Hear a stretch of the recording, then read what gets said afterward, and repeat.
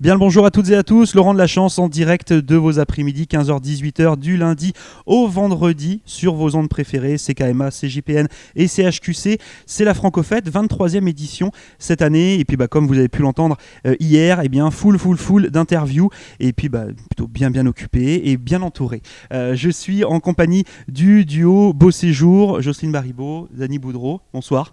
Bonsoir. Bonsoir. Bon, c'est un plaisir que de vous avoir aujourd'hui. Alors, c'est ce que je disais aux auditeurs et aux auditrices ce matin. J'ai eu l'occasion de vous voir un peu en vitrine privée presque hier au Café C'est la vie de Moncton. Un bien beau moment. Moi, je voulais... je sais bien que vous avez certainement dû répondre foule de fois à ces questions-là, mais qu'est-ce qui vous a donné l'idée de faire ce duo justement ensemble ? Oh boy, l'idée même, c'était un peu graduel vraiment. C'est qu'on travaillait... on se connaissait pas beaucoup. On a fait une tournée chez moi au Manitoba de 3 semaines en double plateau où Dany chantait ses chansons et moi je chantais mes chansons à moi. Et petit à petit, on chantait sur les chansons de l'autre pour voir que nos deux voix allaient très bien ensemble. À cette époque-là, j'allais pour composer mon 2e album et j'ai demandé à Dany, parce que j'aime ça collaborer avec des autres, s'il voulait collaborer.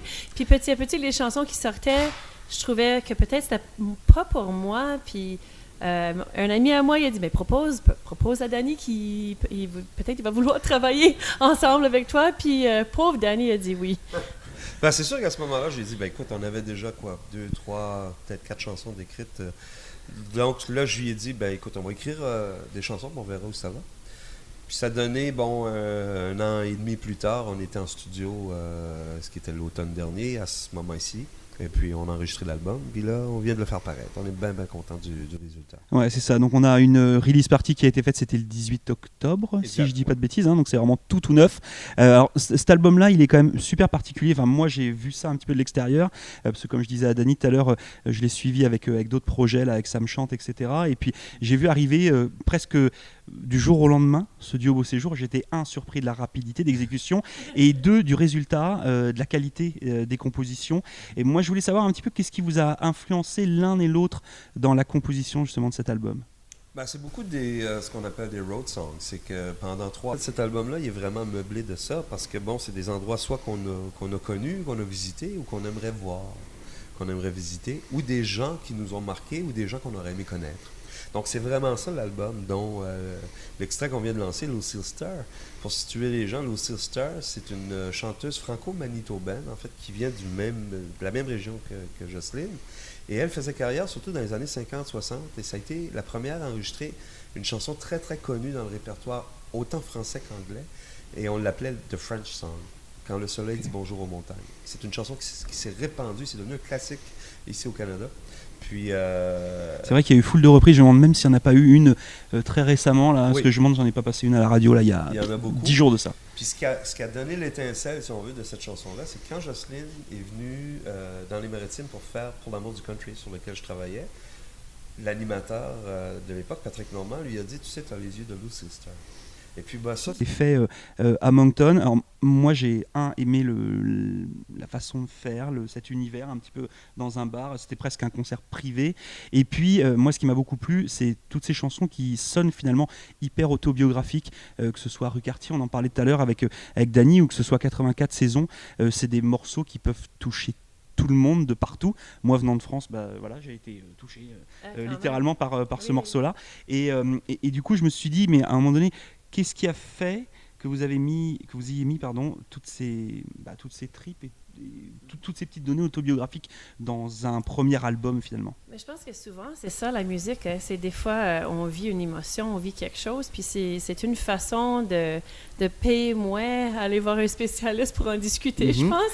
Okay. Mais c'est aussi le fait que ça fait un tangible aussi pour par après. C'est, mettons, 84 saisons, moi, je déménageais d'une maison où j'habitais 21 ans avec mes enfants et mon mari, et de quitter cette maison-là, c'était une grosse décision. J'étais très, très tiraillée là-dedans. Composer la chanson m'a donné un petit cadeau pour garder ça le moment où j'ai fait la grosse décision de changer ma vie. Tout le monde connaît ça, perdre des amis, des enfants, de déménager d'une maison. Les aînés, ils pensent souvent à ça aussi. Ils sont en train de tout mettre dans les boîtes leur vie. Alors souvent, les gens qui sont plus vieux aussi vont venir nous dire cette chanson-là est venue me toucher à cause de, tu sais, si je suis en train de déménager avec ma fille a décidé qu'il faudrait que je déménage à un foyer, je trouve ça difficile. Alors, c'est peu importe l'âge, je trouve que c'est des messages qui peuvent aider plein de gens, j'espère. Ouais, en tout cas, c'est des messages qui sont totalement universels. Donc ça passe très bien. C'est sûr que ça rejoint aussi la musique country. Hein. La musique country, je pense que c'est dans la tradition aussi de raconter des histoires. Et c'est ce qu'on veut aussi. Moi, je suis surtout fervent du vieux country. D'ailleurs, on a une chanson. Oui, c'est ce que j'allais dire. Dire. J'allais rebondir, mais tu m'as coupé la chic. Donc, ce qui se fait aujourd'hui, c'est très bien aussi. Mais pour moi, je préfère ce qui se faisait il y a 20 ans ou 25 ans. Aujourd'hui, j'ai plus l'impression qu'on réentend du rock des années 80 avec un peu d'instruments de country.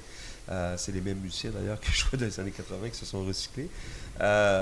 Et puis, ce qu'on fait, je pense qu'on le dit souvent, c'est un country en quelque part qui se situe entre la musique country américaine d'aujourd'hui et celle du Québec. Donc, c'est pas nécessairement ni un ni l'autre, c'est vraiment, je pense que ça prend sa place entre les deux. Ok, alors donc du coup, on parlait ensemble un petit peu de... Ici à Dieppe, c'est pareil, on garde la même formation? Oui, c'est ça. Oui, ce soir, pareil.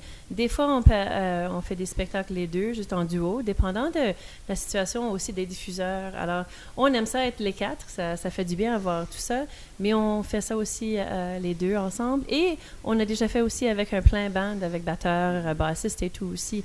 Alors, c'est une formule qui s'adapte selon l'événement, ce qui est bien aussi dans le projet. Okay. Ça nous permet plein de choses.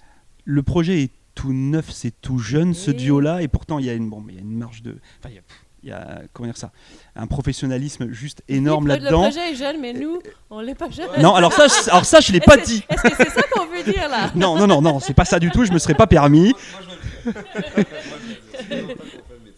Mais alors justement, qu'est-ce que des professionnels comme vous sont venus chercher à la Francofête? Je pense que c'est un nouveau projet. Premièrement, je pense qu'il faut le véhiculer, il faut que les gens voient ce qu'on a à offrir. C'est ça l'intérêt de venir. D'ailleurs, cette année, on récolte le fruit de vitrines qu'on a fait l'année dernière dans l'Ouest canadien. Okay. On part en tournée jusqu'au 24 novembre. On fait l'Alberta, le Manitoba, la Saskatchewan et les territoires du Nord-Ouest. Donc, ça, c'est grâce au fait qu'on était invité l'année dernière au Contact Ouest. Donc du coup, ça veut dire qu'avec une Francofête réussie ce soir et avec un carnet de commandes plein, il y a Carole qui est juste derrière la porte. Non, Carole. Et non, je rigole, c'est une blague. Qu'est-ce que je veux dire? Est-ce que ça peut aussi vous ouvrir des portes vers de nouveaux horizons? Je pense au vieux continent notamment. On le souhaite, c'est certain. On ne travaille pas si fort comme on travaille pour ne pas travailler et chanter pour les gens. Moi, je trouve que le projet est très à propos tout de suite. Ça réunit deux minoritaires, communautés qui sont minoritaires dans notre pays, francophones. Ça fait, pour moi, c'est de la beauté du projet. On voit deux différentes personnes de deux différents milieux travailler ensemble. Ça donne un message, je pense, à la francophonie aussi, qu'on est là, on peut chanter en français et faire carrière aussi. C'est un choix qu'on fait, puis on est bien content de le faire. Puis typiquement, c'est vraiment quelque chose qui est, voilà, enfin, je veux dire, je vois vraiment pas pourquoi est-ce que ça se limiterait juste à la francophonie, quoi. Il y a des clins d'œil aussi dans nos chansons. Il y a certains mots, certaines phrases aussi qui sont en anglais par la nature de la façon qu'on a de travailler et de notre entourage. Donc, on l'a vécu récemment où il y avait des anglophones dans nos lancements et puis ils ont quand même acheté le disque, ils ont apprécié parce qu'on prend le temps aussi de leur expliquer c'est quoi. Mais puis là, comme tu as mentionné, il semble y avoir un certain intérêt dans les vieux continents aussi. Oui, non, c'est clair, je suis pas inquiet de ça. De se poursuivre de l'autre côté de la grande plaque, là. On l'espère. Ok, donc le premier album de Beau Séjour s'appelle Beau Séjour. C'est bon, je me suis pas craqué jusque-là, tout va bien. Sorti du coup le 18 octobre, les retours sont juste excellents. Moi, je suis vraiment tout ce qui est en train de se passer. Puis la presse est vraiment très très bonne. Les retours du public sont très très bons aussi. Qu'est-ce qu'on peut souhaiter au duo Beau Séjour pour la suite des événements là? De continuer à faire ce qu'on aime. Je veux dire, c'est d'aller à la rencontre des gens. Puis pour l'instant, les gens semblent bien apprécier ce qu'on fait. Puis moi, j'ai eu le goût de continuer l'aventure tant que les gens vont vouloir suivre ce qu'on fait. Bon, ça c'est bien. Donc ça veut dire que c'est pas juste un one shot en mode on se fait plaisir et puis on s'arrête après. Il y a vraiment une continuité. Alors, on verra. Ça va donner. En tout cas, c'est tout ce que je vous souhaite. Merci beaucoup. Merci beaucoup, Jocelyne Baribeau, Danny Baudreau, d'avoir été au micro de notre émission. Et puis bonne vitrine ce soir.